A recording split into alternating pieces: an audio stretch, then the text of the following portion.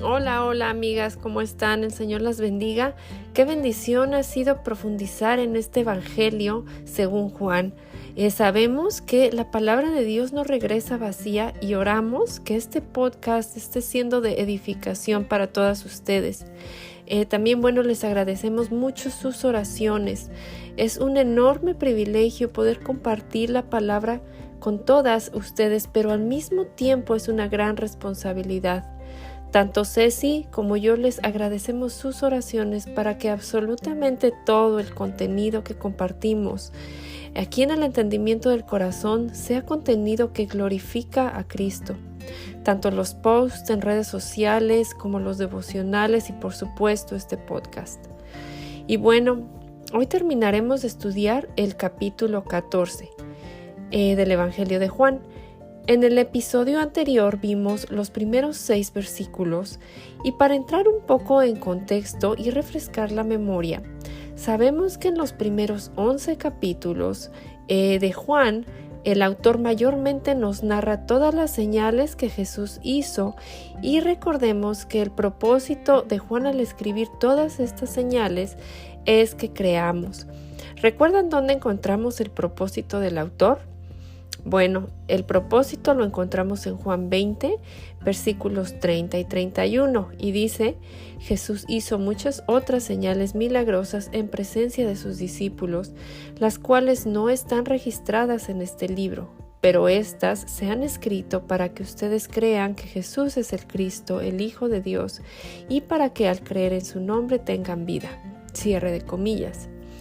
Ahora, a partir de Juan 12, vemos que faltaban 6 días para la Pascua, que fue cuando Jesús fue crucificado.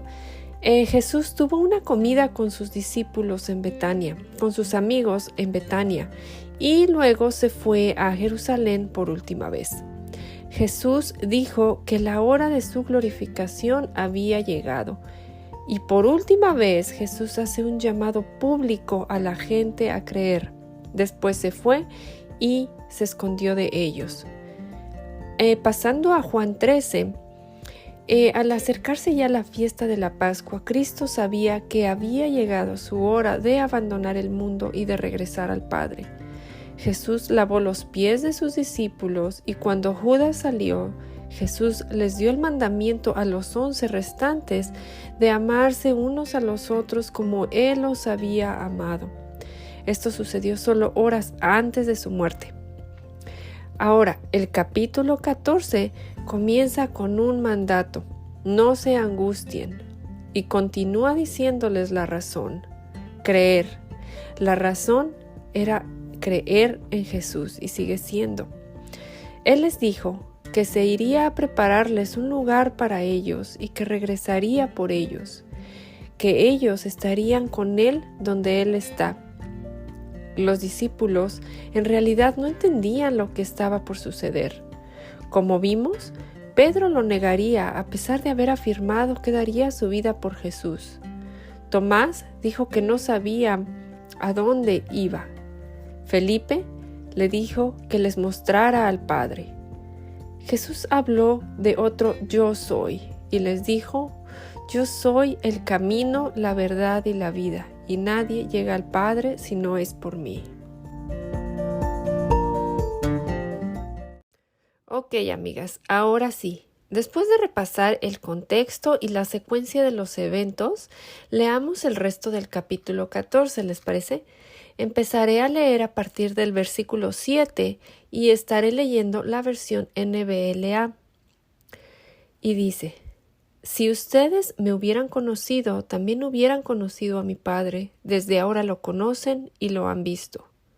Señor, muéstranos al Padre y nos basta, le dijo Felipe. Jesús le dijo: ¿tanto tiempo he estado con ustedes y todavía no me conoces, Felipe? El que me ha visto a mí, ha visto al Padre. ¿Cómo dices tú, muéstranos al Padre? ¿No crees que yo estoy en el Padre y el Padre en mí?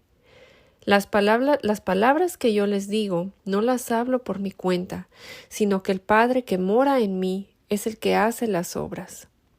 Créanme que yo estoy en el Padre y el Padre en mí, y si no, crean por las obras mismas.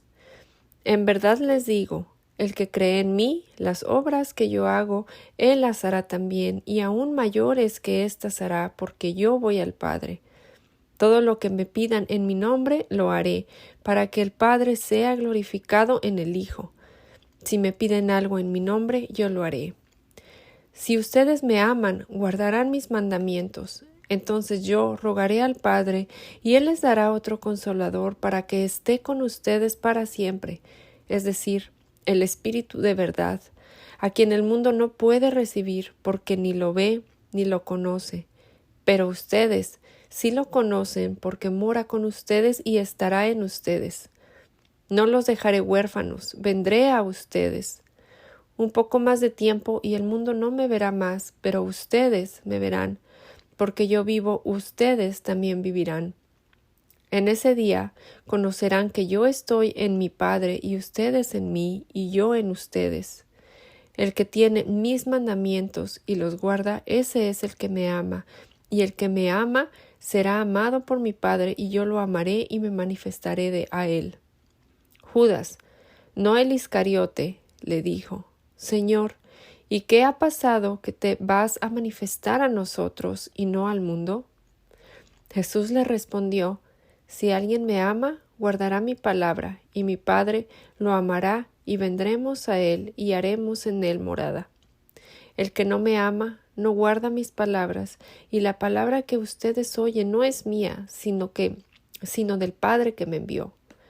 Estas cosas las he dicho estando con ustedes. Pero el Consolador, el Espíritu Santo, a quien el Padre enviará en mi nombre, Él les enseñará todas las cosas y les recordará todo lo que les he dicho. La paz les dejo, mi paz les doy, no se las doy a ustedes como el mundo la da. No se turbe su corazón ni tenga miedo.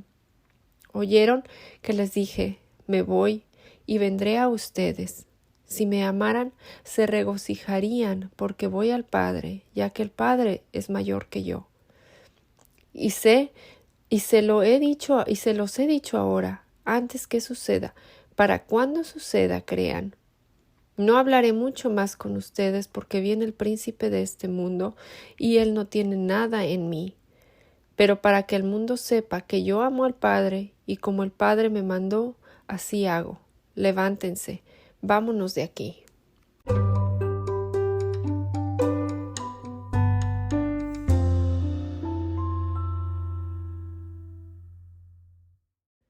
A Dios nadie lo ha visto nunca. El Hijo unigénito, que es Dios y que vive en unión íntima con el Padre, nos lo ha dado a conocer. Juan 1:18.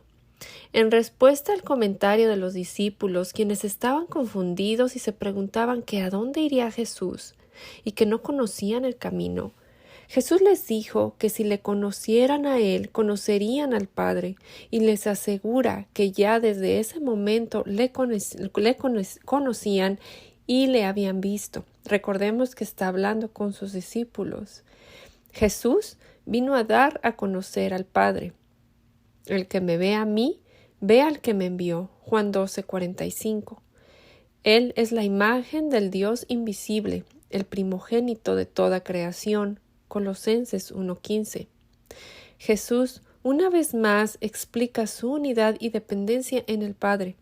Ninguna imagen o cuadro puede representar a Dios, pero una persona pudo hacerlo, la persona de Jesús.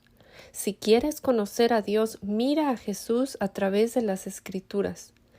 Dios, que muchas veces y de varias maneras habló a nuestros antepasados en otras épocas por medio de los profetas, en estos días finales nos ha hablado por medio de su Hijo.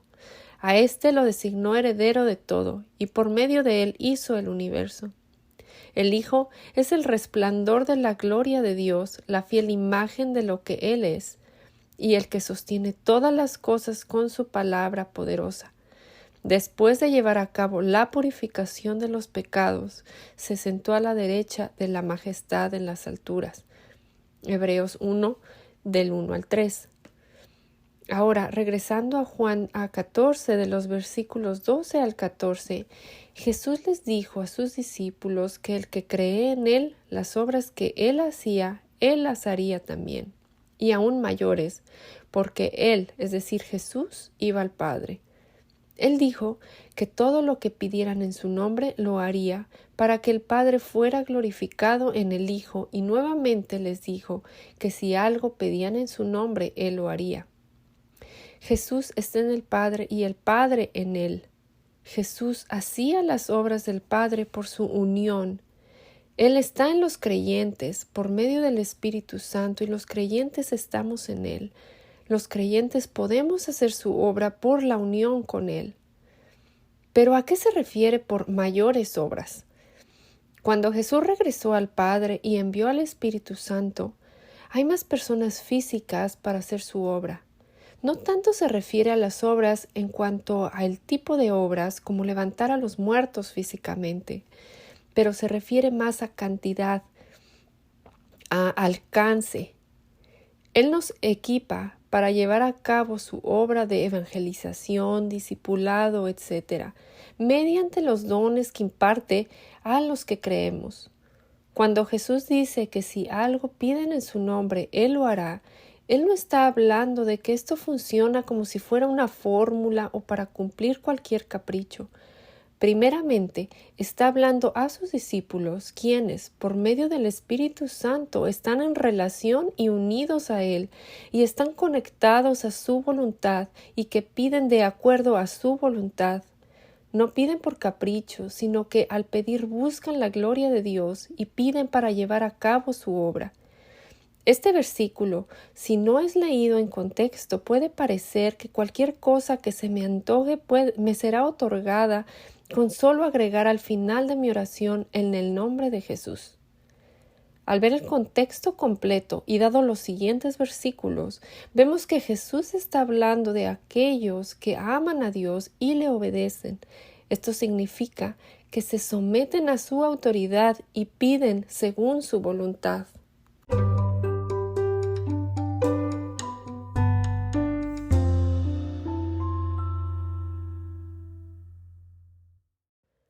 De los versículos 15 al 24, vemos la relación entre amar y obedecer. Jesús les dice que si le aman, obedecerán sus mandamientos y vuelve a repetir en el versículo 21 que los que aceptan sus mandamientos y los que lo obedecen son los que le aman, y porque le aman el Padre los amará a ellos.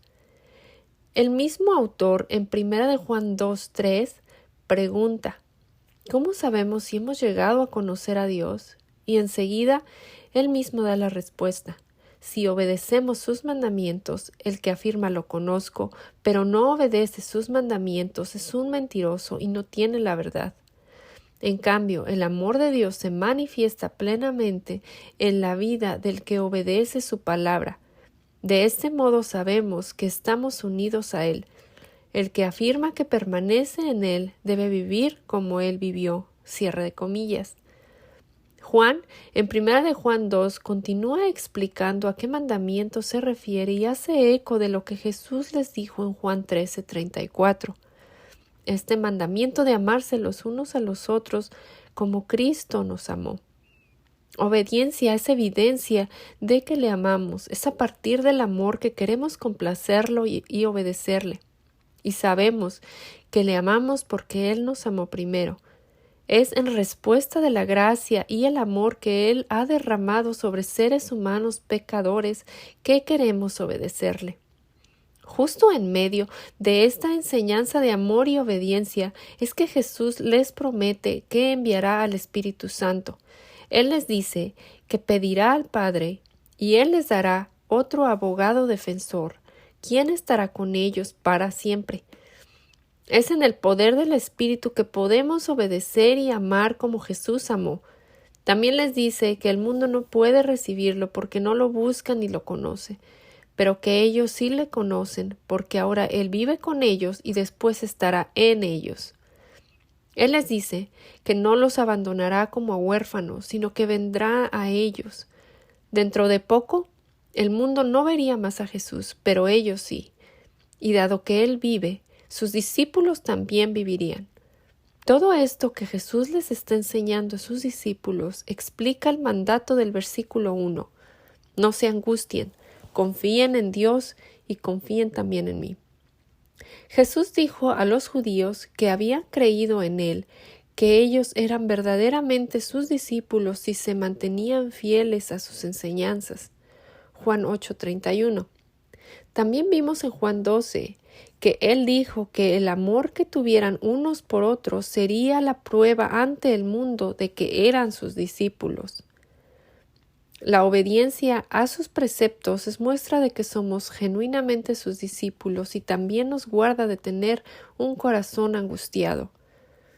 Todo esto que Jesús les ha estado diciendo hasta ahora, las maravillosas promesas del Espíritu, la promesa de que no nos abandona ni nos deja como huérfanos, la promesa de que porque Él vive nosotros sus discípulos viviremos, la promesa de su amor. Amigas, todo esto es nuestra ancla y nuestra esperanza, una esperanza que solo encontramos en Él.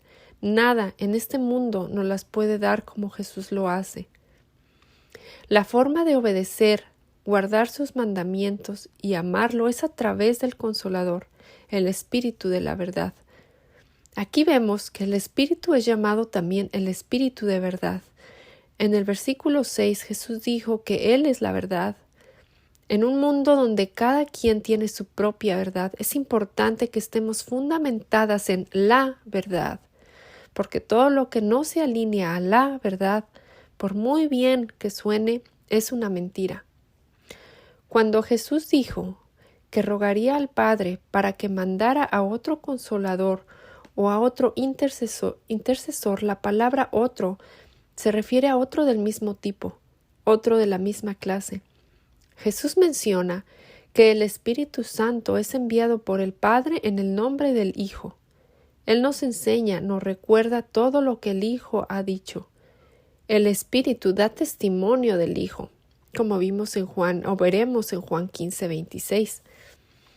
Después, también en Juan 16, versículo 7, Jesús les dice a sus discípulos que les convenía que Él se fuera, porque si no se iba, el Consolador no vendría a sus discípulos, pero si Él se iba, lo enviaría.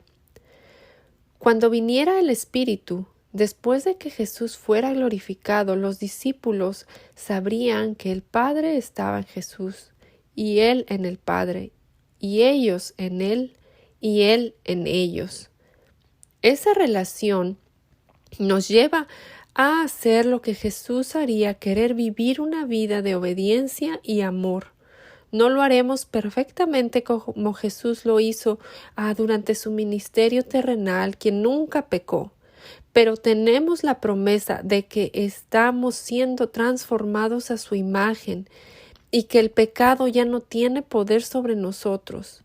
Ahora en Él somos libres del pecado para obedecerle. Antes de Cristo, el pecado tenía poder sobre nosotras. Éramos esclavas del pecado, pero ahora tenemos una nueva naturaleza.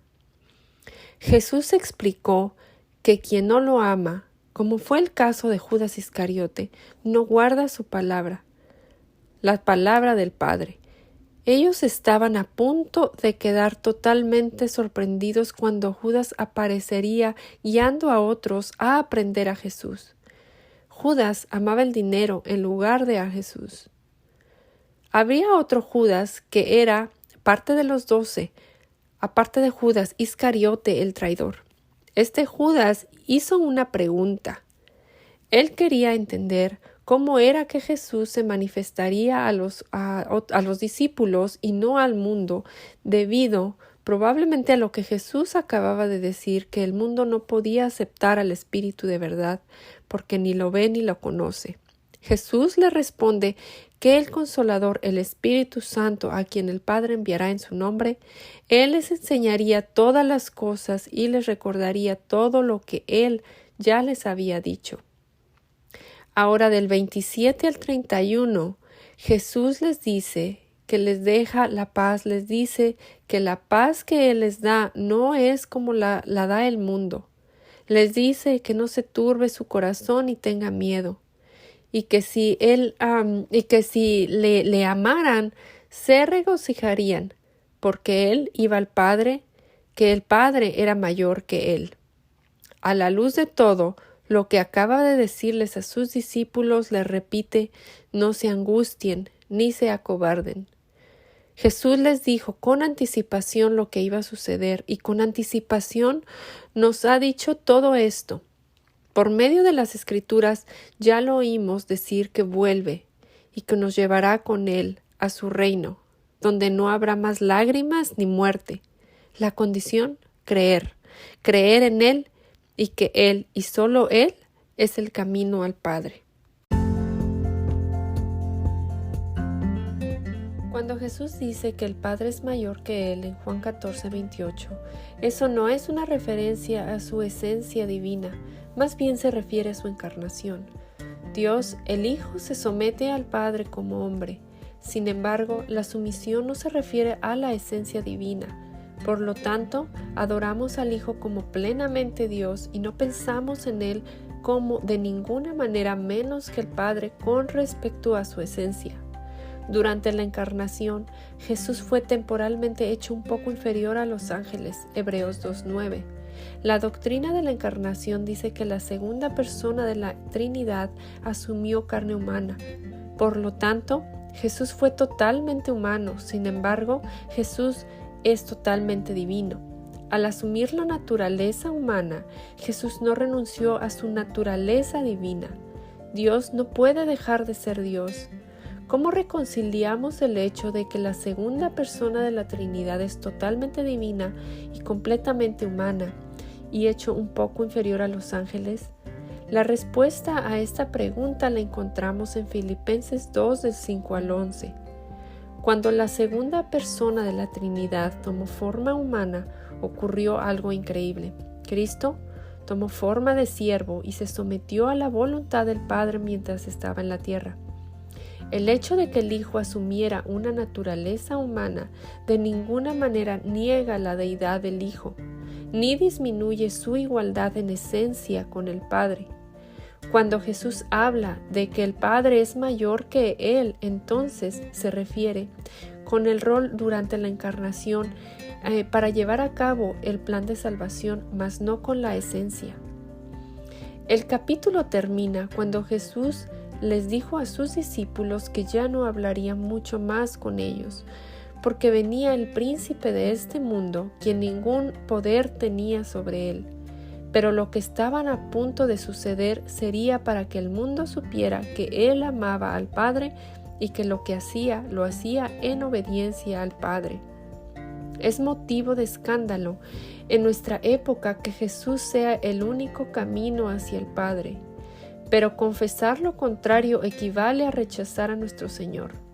Oremos por fuerzas para confesar esta verdad sin importar la presión de decir que la salvación también está disponible por otros medios. Amigas, hasta el próximo episodio y que el Señor las bendiga.